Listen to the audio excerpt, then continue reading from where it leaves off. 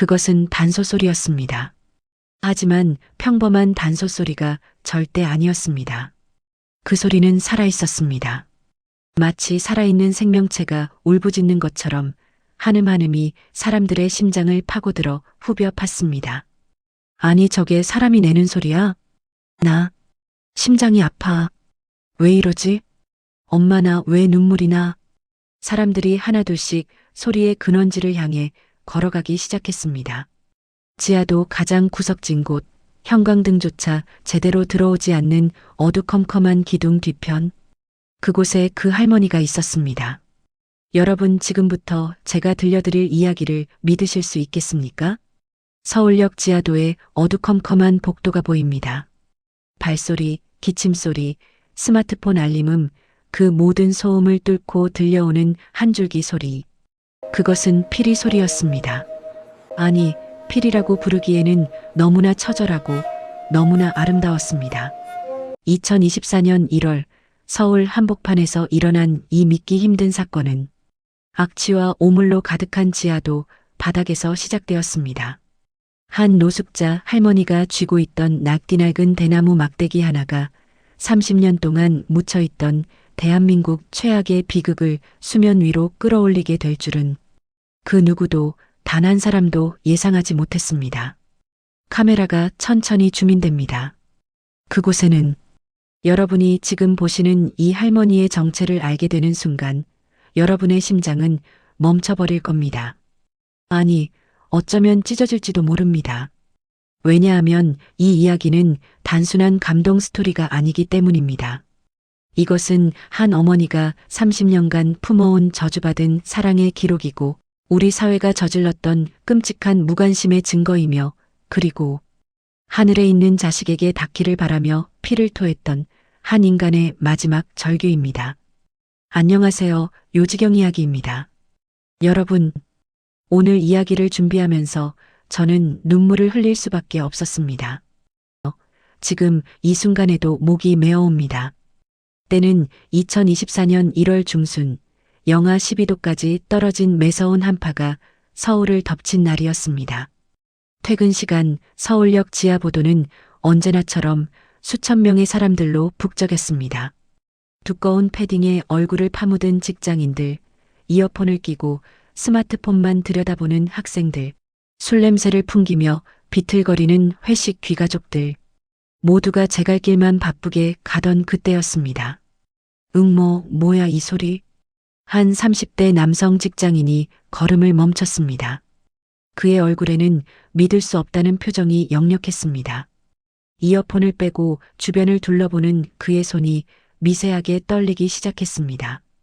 그 순간 마치 시간이 멈춘 것처럼 주변의 공기가 얼어붙었습니다. 지하도를 가득 채우던 모든 소음들이 한순간에 사라지고 오직 한 가지 소리만이 공간을 지배했습니다.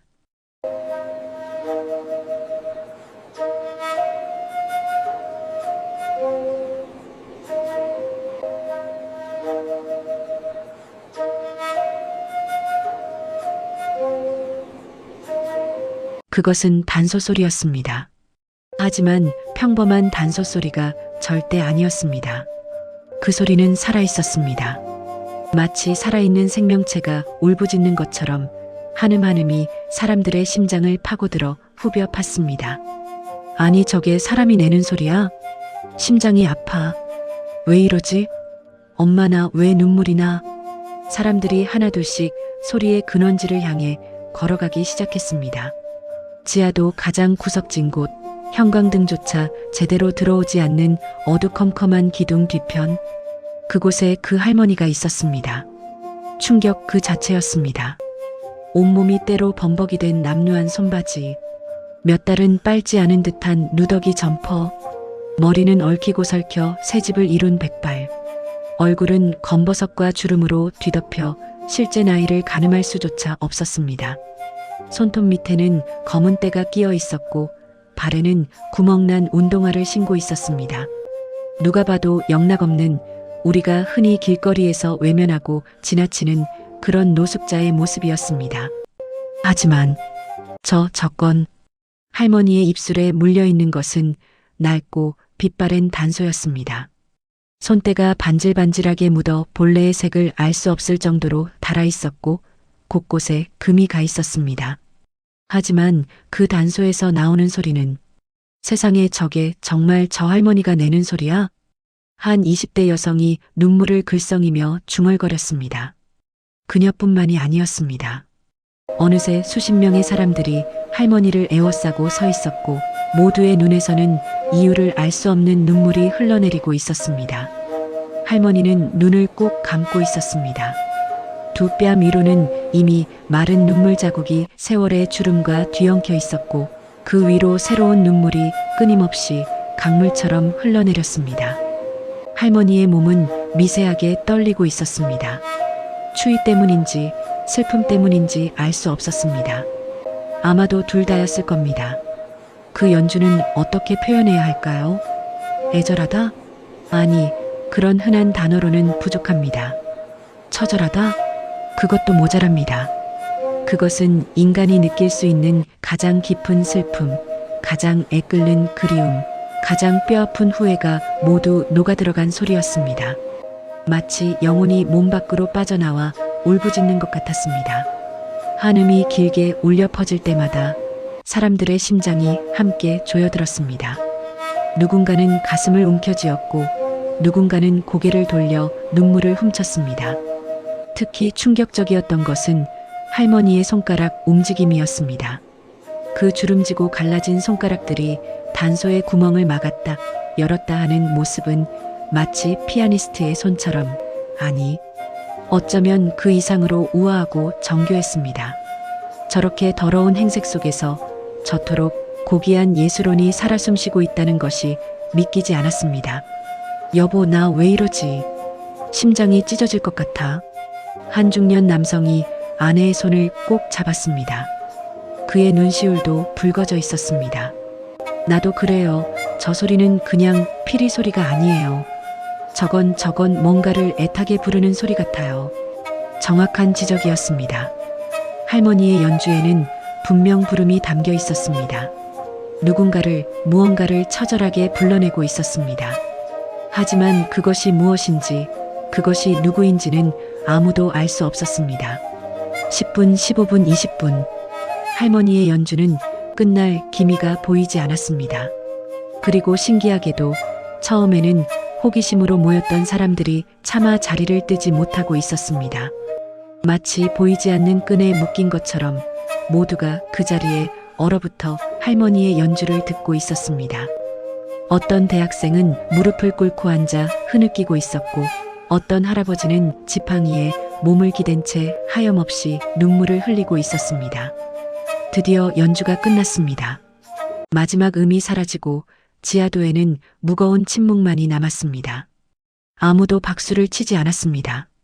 아니, 칠 수가 없었습니다. 그것은 박수로 대할 수 있는 그런 종류의 연주가 아니었기 때문입니다. 할머니는 천천히 눈을 떴습니다.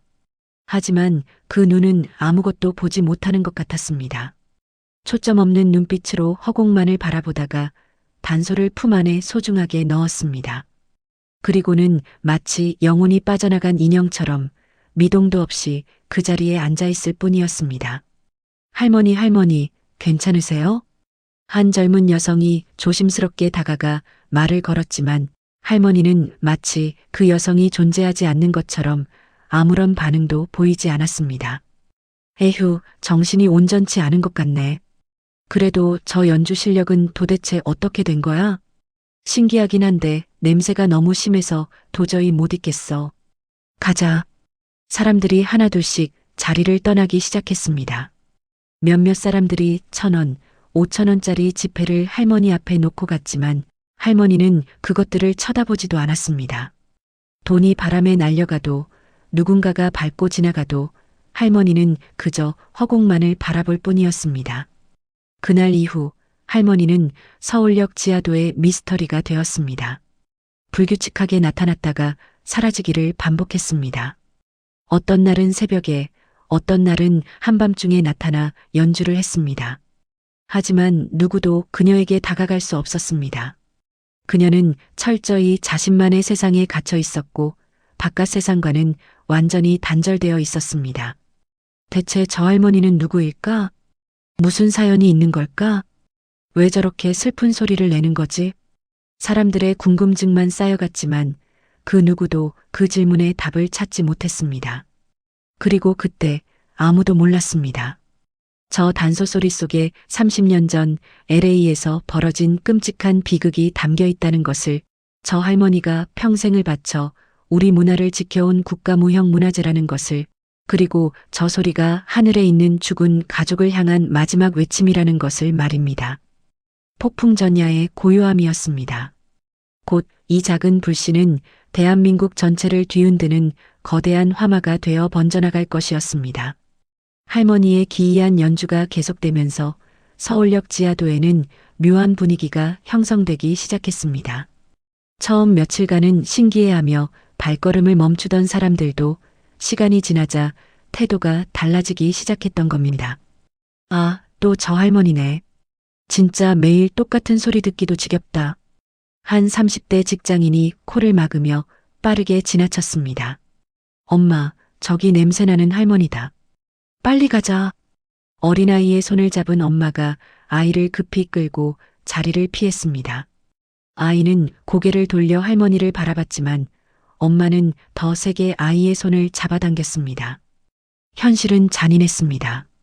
아무리 아름다운 소리를 내도, 아무리 처절한 영혼을 쏟아내도 사람들은 결국 그 더러운 외모만을 보았습니다. 오랜 노숙 생활로 인해 할머니의 몸에서 나는 냄새, 때로 뒤덮인 옷, 헝클어진 머리, 그것들이 그녀의 예술을 가려버렸습니다. 더 심각한 것은 주변 상인들의 반응이었습니다. 저 할머니 때문에 장사가 안 돼요. 손님들이 냄새 난다고 다 도망가잖아요. 한 편의점 주인이 영무원에게 항의했습니다. 신고 좀 해주세요. 저렇게 불쌍한 척하면서 사실은 구걸하려는 거잖아요. 요즘 저런 수법 많대요. 불쌍한 척 연기하면서 돈 뜯어내는 거.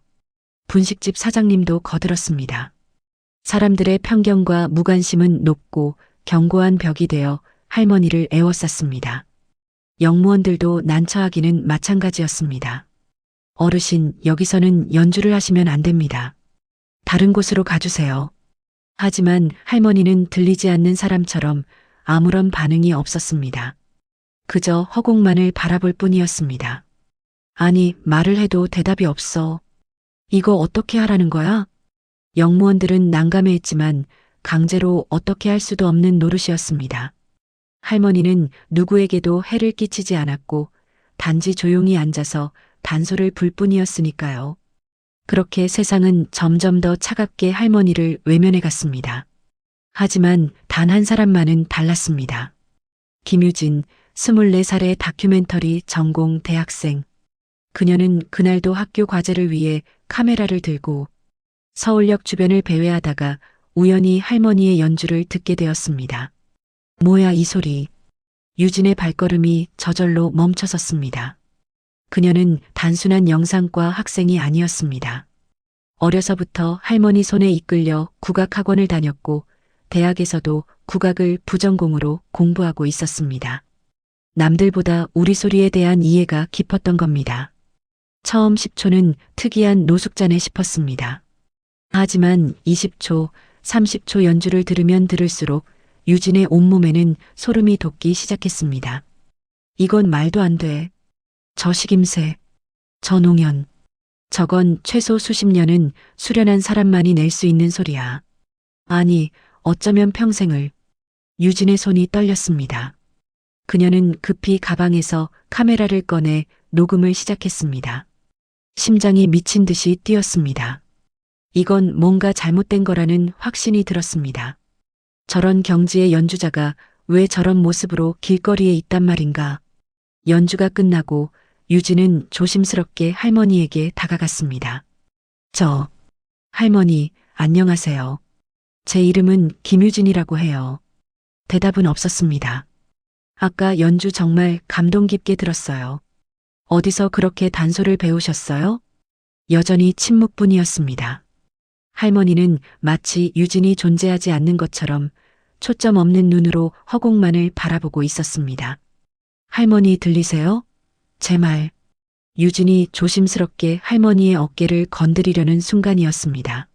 아가씨, 뭐 하는 거야? 뒤에서 험악한 목소리가 들렸습니다. 근처 떡볶이 가게 사장님이었습니다. 저 할머니한테 관심 끄는 게 좋을 거야. 정신이 온전치 않은 사람이라고. 말도 안 통하고. 하지만 이분의 연주 실력은. 실력? 에이, 그냥 옛날에 조금 배웠던 거겠지. 요즘 저런 사람들 많아. 불쌍한 척하면서 돈 뜯어내는 거라니까. 아니에요. 이건 단순히 조금 배운 수준이 아니라. 아가씨가 뭘 알아? 나 여기서 장사한 지 20년 됐어. 저런 사람들 수도 없이 봤다고. 괜히 엮였다가 탈만 나니까 그냥 가. 떡볶이 가게 사장님은 유진을 밀어내듯 자리를 떠나라는 손짓을 했습니다. 유진은 분했지만 어쩔 도리가 없었습니다. 하지만 포기할 수는 없었습니다. 그날부터 유진은 학교도 자주 빠지며 매일같이 서울역으로 향했습니다. 할머니는 불규칙하게 나타났습니다. 어떤 날은 새벽 5시에, 어떤 날은 밤 11시에 나타났습니다. 유진은 할머니의 패턴을 파악하려 애썼지만 규칙을 찾을 수 없었습니다. 그저 할머니가 나타나기를 기다리며 나타나면 멀리서 조용히 관찰하고 기록했습니다. 며칠을 관찰한 결과 유진은 놀라운 사실들을 발견했습니다. 첫째, 할머니는 결코 돈을 받지 않았습니다. 누군가 돈을 놓고 가도 그것이 10,000원짜리든 1,000원짜리든 절대 손대지 않았습니다. 바람에 날려가도 그냥 두었습니다. 둘째, 음식도 거부했습니다. 선의를 가진 사람들이 빵, 김밥, 따뜻한 커피를 가져다 줘도 거들떠보지도 않았습니다. 셋째, 연주가 끝나면 할머니는 완전히 다른 사람이 되었습니다. 마치 전원이 꺼진 로봇처럼 영혼이 빠져나간 것처럼 미동도 하지 않았습니다. 넷째, 가끔 할머니는 허공을 향해 무언가를 중얼거렸습니다. 유진이 녹음 장비를 이용해 간신히 들은 그 말들은 하은아 우리 강아지 들리니? 민준아 엄마가 못 지켜줘서 왜 우리 애들이 그것은 이름들이었습니다. 누군가를 부르는 간절한 외침이었습니다. 하은? 민준? 가족일까? 아니면 유진의 가슴이 먹먹해졌습니다. 저 단소소리는 누군가를 향한 것이었습니다. 그것도 이미 이 세상에 없는. 2주가 지났을 때 유진은 결정적인 순간을 목격했습니다. 한 중학생으로 보이는 아이가 할머니에게 다가와 10,000원을 놓고 갔습니다. 순수한 얼굴로 진심 어린 미소를 지으며 말입니다. 할머니, 연주 정말 멋있어요. 이거 받으세요. 그 순간 할머니의 눈에서 눈물이 주르륵 흘러내렸습니다. 하지만 여전히 돈은 건드리지 않았습니다.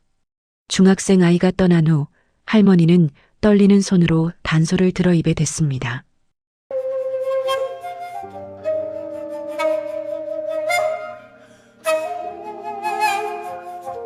그날의 연주는 달랐습니다. 더 슬프고 더 애절했습니다. 마치 그 아이의 순수한 마음이 할머니의 얼어붙은 영혼을 잠시나마 녹인 것 같았습니다. 유진은 그 모습을 보며 눈물을 흘렸습니다. 그리고 결심했습니다. 나는 이분을 포기할 수 없어. 이분의 이야기를, 이분의 소리를 세상에 알려야 해.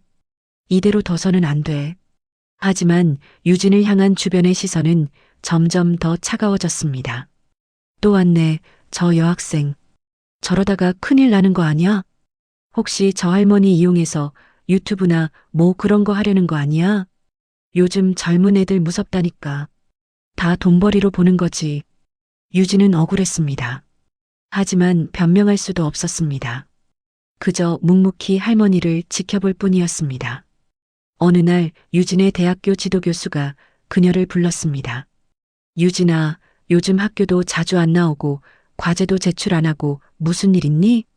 교수님, 제가 지금 정말 중요한 다큐멘터리 소재를 발견했어요. 한 노숙자 할머니인데 믿을 수 없을 정도의 연주 실력을. 유진아. 교수는 유진의 말을 끊었습니다. 너 지금 그 할머니한테 너무 집착하는 거 아니야? 다큐멘터리는 객관성이 중요해. 감정이입하면 안 돼. 하지만 교수님, 이건 정말. 일단 학교 수업에 집중해. 그리고 그 프로젝트는 좀 더 신중하게 접근하는 게 좋겠어. 자칫 잘못하면 그 할머니한테도 해가 될 수 있어. 유진은 좌절했습니다. 아무도 그녀의 말을 믿지 않았습니다. 모두가 그녀를 과도하게 감정이입한 순진한 학생으로만 보았습니다. 그날 밤 유진은 자신이 찍은 영상들을 정리하며 홀로 눈물을 흘렸습니다. 화면 속 할머니는 처절하게 단소를 불고 있었습니다. 그 소리는 너무나 아름답고 너무나 슬펐습니다. 왜 아무도 이 소리를 제대로 듣지 못하는 걸까? 왜 모두가 겉모습만 보는 걸까? 유진은 알지 못했습니다. 그녀의 이 절박한 외침이 곧 온 국민의 마음을 움직이는 거대한 파도가 될 것이라는 것을, 그리고 그 파도가 30년간 묻혀있던 끔찍한 진실을 세상 밖으로 끌어낼 것이라는 것을 말입니다. 세상과 할머니 사이에는 두꺼운 유리벽이 가로막고 있었습니다. 하지만 유진은 그 벽을 깨기 위해 마지막 승부수를 띄울 준비를 하고 있었습니다.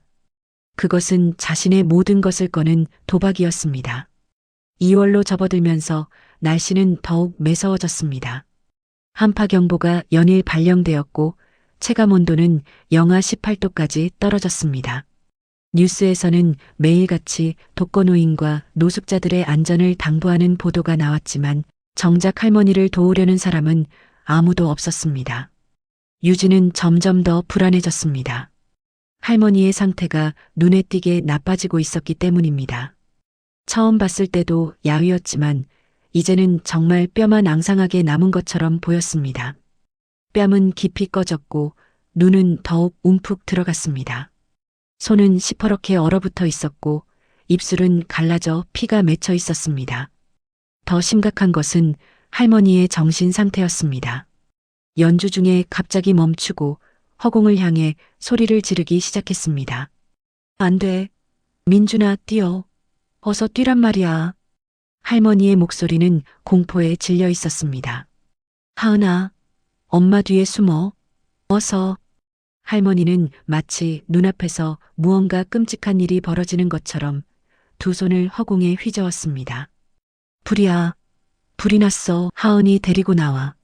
주변 사람들은 겁에 질려 할머니에게서 멀어졌습니다. 미쳤나 봐, 저 할머니. 무섭다, 빨리 가자.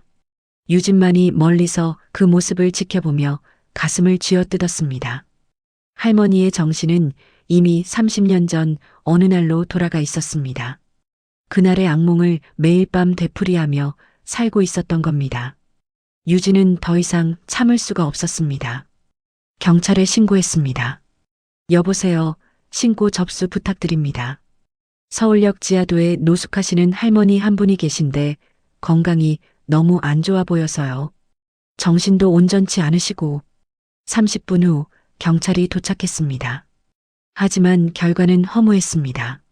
할머니, 우리가 도와드릴게요. 복지관에 가시면. 할머니는 경찰의 손길을 뿌리쳤습니다. 놀랍게도 그 순간만큼은 할머니의 눈에 강한 거부의 빛이 서렸습니다. 어르신, 이러시면 곤란합니다. 날씨도 춥고. 하지만 할머니는 고개를 저으며 뒷걸음질 쳤습니다. 마치 야생동물이 인간을 두려워하듯 할머니는 사람들의 손길을 극도로 거부했습니다. 본인이 거부하시면 저희도 강제로는 어떻게 할 수가 없습니다. 죄송합니다. 경찰은 안타까운 표정으로 돌아갔습니다. 유진은 무력감에 빠졌습니다. 시스템은 할머니를 구할 수 없었습니다. 할머니 스스로가 도움을 거부하는 이상 누구도 그녀를 구할 수 없었습니다.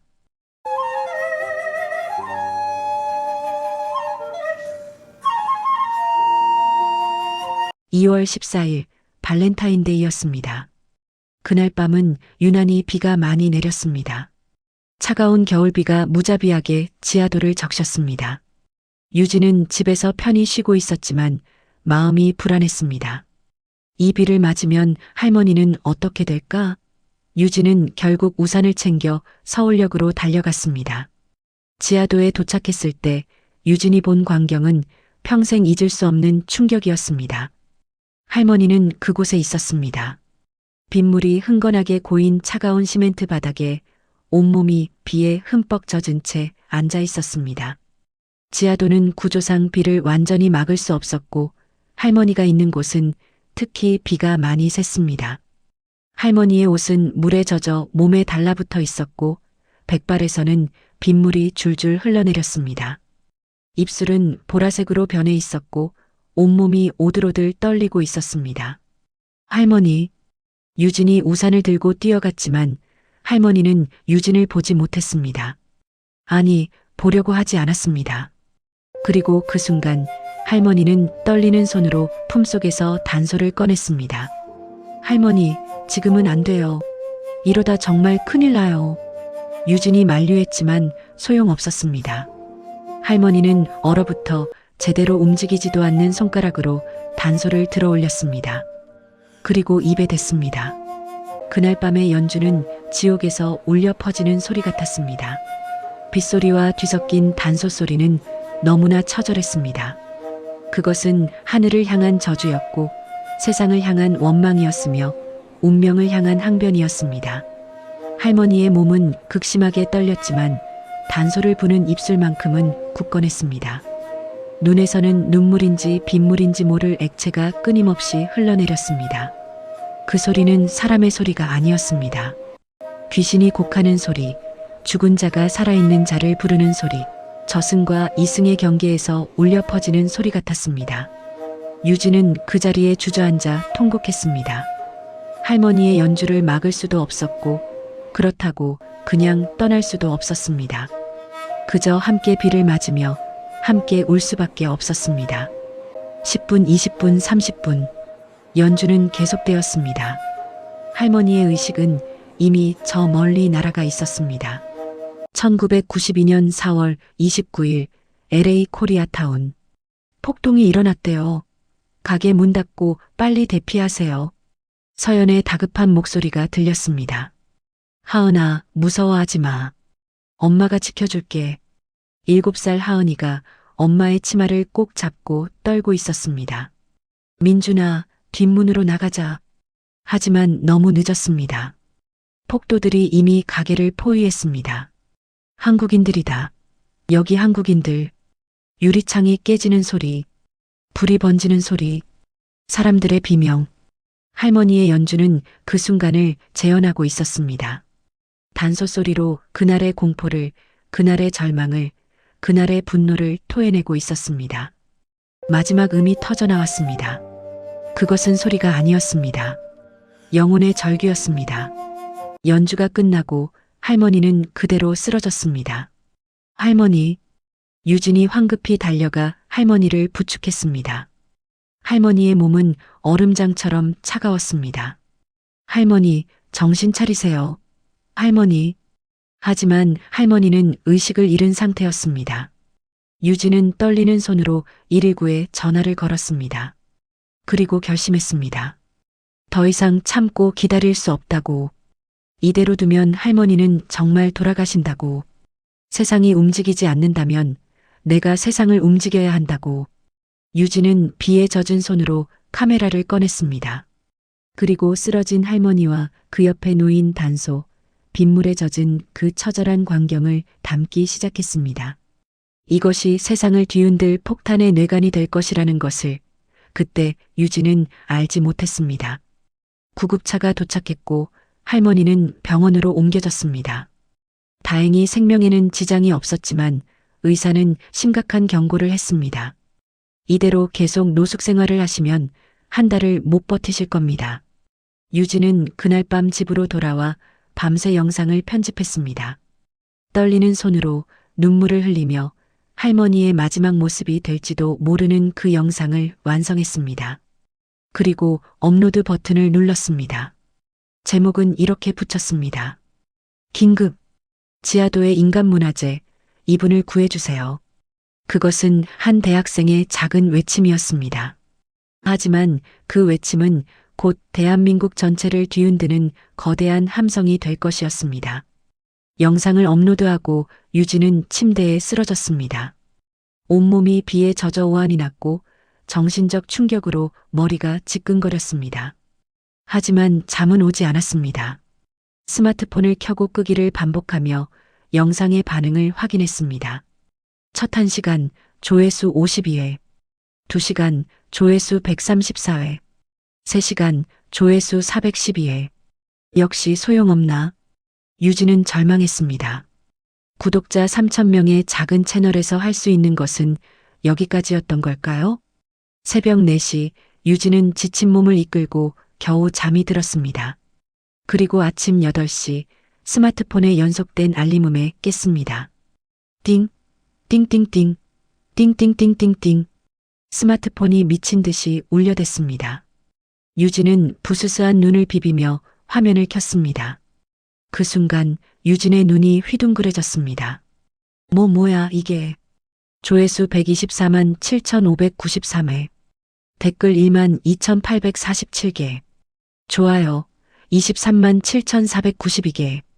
말도 안 돼. 유진은 침대에서 벌떡 일어났습니다. 무슨 일이 벌어진 걸까? 밤새 무슨 일이 있었던 걸까? 댓글창을 열어본 순간 유진은 눈물이 터져 나왔습니다. 미쳤습니다. 이 영상 보고 30분째 울고 있어요. 제발 이 할머니 좀 구해주세요. 국악 전공자입니다. 단언컨대 이 연주는 최소 국가무형 문화재급입니다.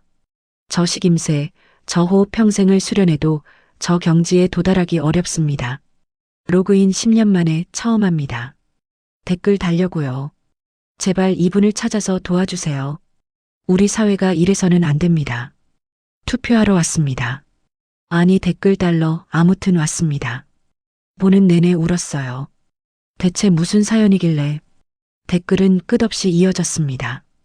그리고 유진의 전화기는 계속해서 울려댔습니다. 첫 번째 전화는 케이블 방송사였습니다. 여보세요, PD 김성훈이라고 합니다. 혹시 영상 속 할머니 위치를 알 수 있을까요? 취재를 하고 싶습니다. 두 번째는 지상파 뉴스팀이었습니다. 안녕하세요. MBC 뉴스데스크입니다. 긴급 인터뷰가 가능하실까요?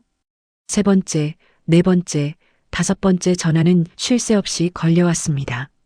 유진은 황당하면서도 희망을 보았습니다. 드디어 세상이 움직이기 시작했다. 그날 오전 9시 포털 사이트 실시간 검색어 1위 지하도 인간문화재. 10시 주요 뉴스의 헤드라인 서울역 지하도 노숙할머니 충격적인 연주 실력에 국민경악. 11시 SNS는 완전히 이 이야기로 도배되었습니다. 지하도 할머니를 구해주세요. 서울역 단소 할머니. 우리가 할 수 있는 일. 해시태그가 급속도로 퍼져나갔습니다. 유명 연예인들도 영상을 공유하기 시작했습니다. 이 영상을 보고 한참을 울었습니다. 우리 사회가 이분을 방치한 것이 너무 부끄럽습니다. 제발 도와주세요. 마이너스 배우 김민재. 음악을 하는 사람으로서 이 연주에는 평생의 한이 담겨 있다는 것을 느낍니다. 대체 무슨 사연이 있으신 걸까요? 가수 이수연. 오후 1시 서울시청이 긴급 성명을 발표했습니다. 서울역 노숙 여성 보호를 위한 긴급 수색 실시. 시민 여러분의 적극적인 제보를 부탁드립니다. 오후 3시 복지부 장관이 직접 나섰습니다. 해당 어르신을 찾는 즉시 최고 수준의 의료 지원과 복지 서비스를 제공하겠습니다. 하지만 정작 할머니는 어디에도 보이지 않았습니다. 유진은 서울역으로 달려갔습니다. 그곳에는 이미 수십 명의 기자들과 카메라 크루들이 진을 치고 있었습니다. 경찰과 복지 공무원들도 대거 투입되어 할머니를 찾고 있었습니다. 혹시 여기 계신 분 중에 할머니를 보신 분 계세요? 한 기자가 행인들에게 물었지만 아무도 최근에 할머니를 본 사람이 없었습니다. 어젯밤에 구급차로 실려갔다는데. 유진이 끼어들었습니다. 모든 카메라가 일제히 유진을 향했습니다. 저기요. 당신이 영상을 올린 김유진 씨죠? 인터뷰 좀 해주세요. 기자들이 우르르 몰려들었습니다. 유진은 당황했지만 침착하게 그동안의 상황을 설명했습니다. 어젯밤 비를 맞으며 연주하시다가 쓰러지셔서 119에 신고했어요. 아마 근처 병원으로 이송되었을 겁니다. 그 말이 방송을 타자마자 경찰이 움직였습니다. 인근 병원들의 긴급 조회를 요청했고 30분 만에 할머니의 위치를 파악했습니다. 서울역에서 2km 떨어진 한 공공병원 응급실. 할머니는 그곳에서 저체온증 치료를 받고 있었습니다. 뉴스 속보가 떴습니다. 지아도 할머니 찾았다. 현재 서울병원에서 치료 중. 병원은 순식간에 취재진과 시민들로 북새통이 되었습니다. 병원 측은 황급히 할머니를 일반 병실로 옮기고 외부인 출입을 통제했습니다. 하지만 SNS에는 이미 할머니의 사진들이 퍼지기 시작했습니다. 깨끗하게 씻긴 얼굴, 병원복을 입은 모습. 하지만 여전히 공허한 눈빛. 그날 저녁 9시 뉴스, 모든 방송사가 톱뉴스로 이 사건을 다뤘습니다. 국민 여러분, 지난 24시간 동안 대한민국을 뜨겁게 달군 지아도 할머니 소식 전해드립니다. 한 대학생의 영상 하나가 우리 사회의 무관심을 일깨우고 앵커의 목소리도 떨리고 있었습니다. 화면에는 유진이 찍은 영상이 나왔습니다. 단소를 부는 할머니.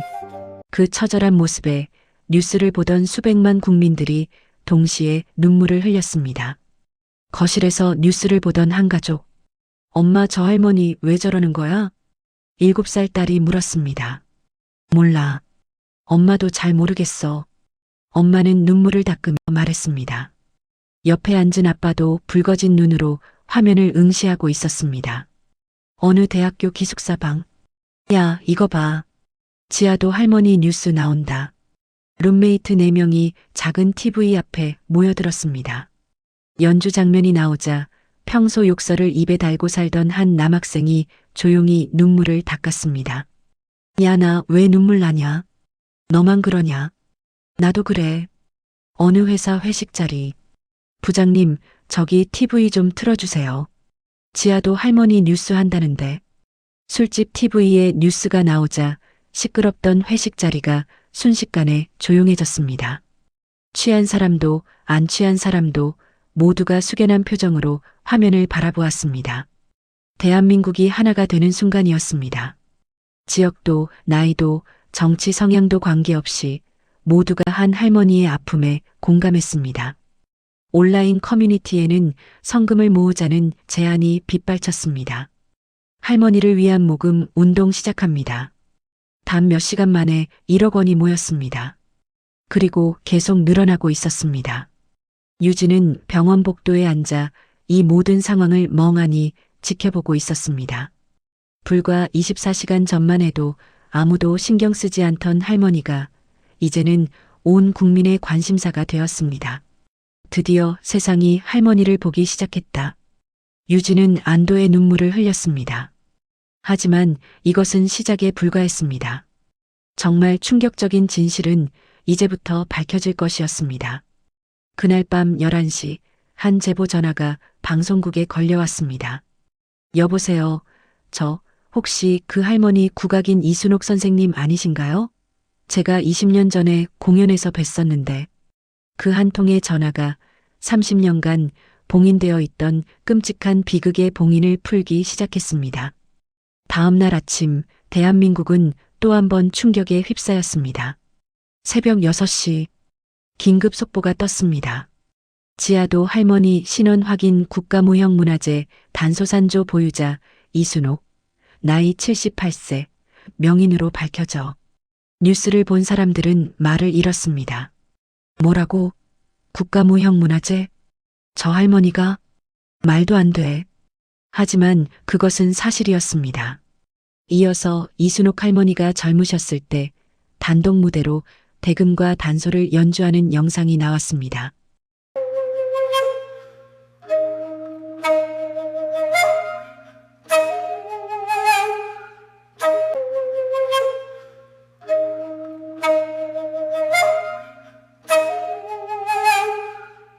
와, 저 할머니 대단하신 분이셨구나. 사람들의 반응은 경악과 놀라움으로 번져갔습니다. 경찰은 지문 조회를 통해 할머니의 신원을 확인했고 국악계는 발칵 뒤집혔습니다. 이순옥 선생님이 살아계셨어? 국악계의 원로 음악가 한 분이 떨리는 목소리로 말했습니다. 20년 전에 완전히 은둔하셨다고 들었는데 설마 노숙을 하고 계셨다니.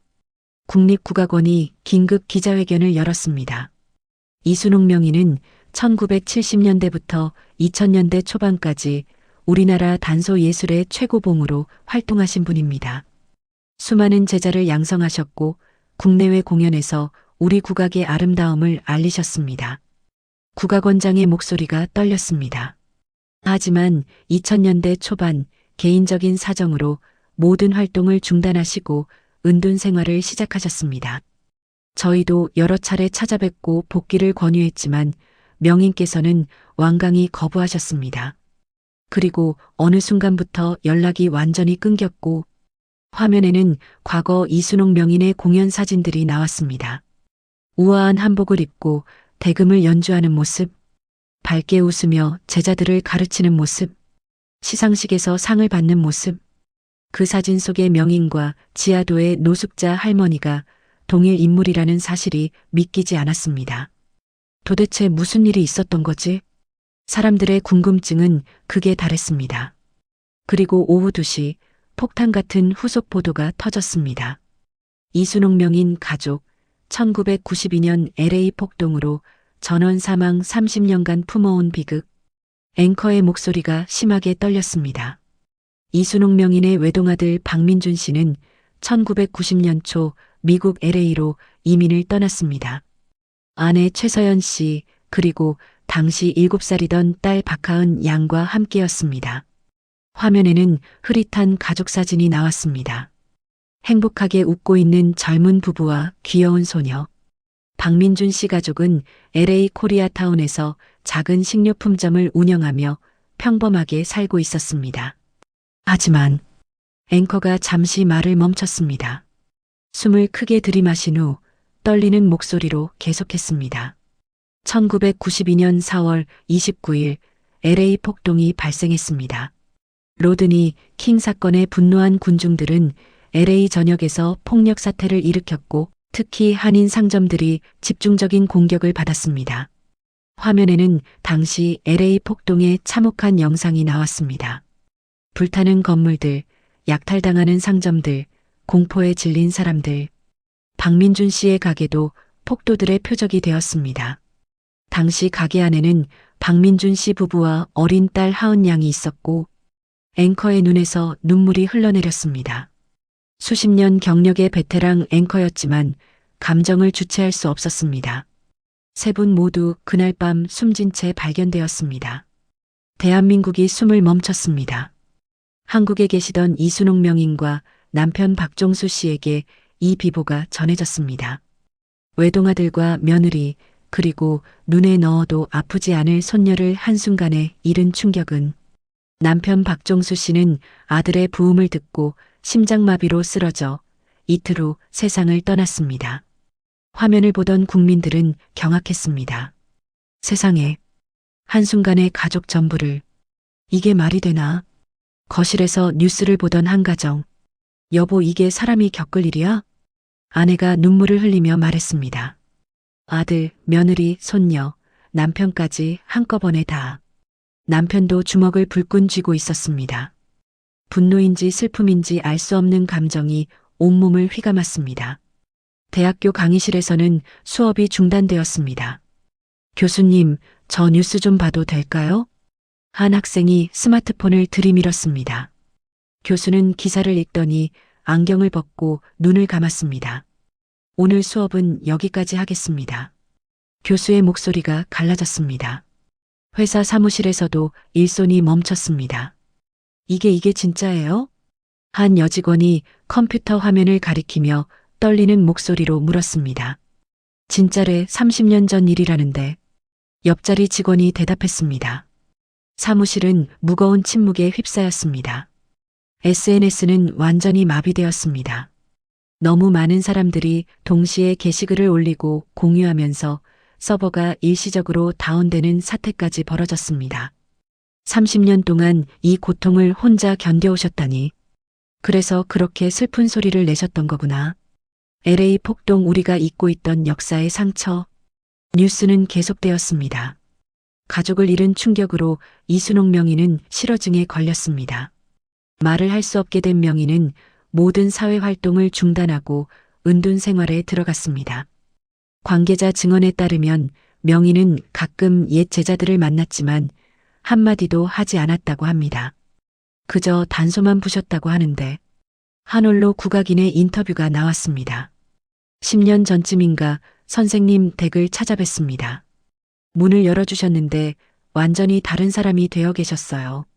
말씀도 안 하시고 그냥 대금과 단소만 부시더라고요. 그 소리가 너무 슬퍼서 저도 그 자리에서 울었습니다.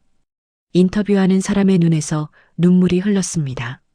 왜 저렇게 슬픈 소리를 내시냐고 여쭤봤는데 대답이 없으셨어요. 그냥 눈물만 흘리시더라고요. 그게 마지막이었습니다. 그 이후로는 연락이 끊겼고 또 다른 증언이 이어졌습니다. 5년 전쯤 선생님 집 앞을 지나갔는데 집이 비어 있었어요. 이사하신 건지 어디 가신 건지 동네 사람들도 몰랐습니다. 그때부터 선생님은 완전히 행방불명이 되신 거죠. 퍼즐이 맞춰지기 시작했습니다. 이순옥 명의는 5년 전 집을 나와 거리로 나온 것이었습니다. 가족의 죽음을 받아들일 수 없었던 그녀는 하늘에 있는 가족들에게 자신의 소리를 들려주기 위해 거리를 헤맨 것이었습니다. 뉴스는 폭발적인 반향을 일으켰습니다. 명인이 허공에 대고 부르던 이름들 하은, 민준, 서연 모두 돌아가신 가족들의 이름이었습니다. 이 부분이 방송되자 시청자들은 더 이상 눈물을 참을 수 없었습니다. 그 소리는 하늘에 있는 가족들을 부르는 소리였구나. 온 국민이 통곡했습니다. 병원 복도에서 이 뉴스를 본 유진은 무릎을 꿇고 주저앉아 울었습니다. 할머니, 할머니. 그제야 모든 것이 이해되었습니다. 왜 할머니가 돈을 받지 않았는지, 왜 음식을 거부했는지, 왜 사람들과 눈을 마주치지 않았는지. 할머니는 이미 이 세상 사람이 아니었습니다. 그녀의 영혼은 30년 전 LA에서 죽은 가족들과 함께 있었고 60만이 이 땅에 남아 그들을 부르고 있었던 것입니다. 그날 저녁 청와대에서 긴급 대책회의가 열렸습니다. 이순옥 명의를 국가가 책임지고 보호하겠습니다. 최고 수준의 의료 지원과 생활 안정 지원을 제공하십시오. 대통령의 지시가 떨어졌습니다. 하지만 아무도 알지 못했습니다. 이순옥 명인이 다시는 찾을 수 없는 곳으로 너무 멀리 가버렸다는 것을. 쏟아지는 관심과 지원 속에서 정작 명인은 병원 침대에 누운 채 허공만을 바라보고 있었습니다. 그녀의 눈에는 이 세상의 그 어떤 것도 보이지 않았습니다. 오직 30년 전 불타는 LA의 그날만이 끝없이 반복되고 있었습니다. 이순옥 명인의 신원과 비극적인 가족사가 알려진 후 대한민국은 전례 없는 집단 애도의 시간을 맞이했습니다. 병원 앞에는 매일 수백 명의 시민들이 찾아와 꽃다발과 편지를 두고 갔습니다. 어떤 할머니는 손수 지은 밥을 가져왔고 어떤 학생은 정성껏 쓴 편지를 놓고 갔습니다. 명인님, 30년 동안 고통 속에서 사셨을 생각을 하니 가슴이 찢어집니다. 이제는 편히 쉬세요.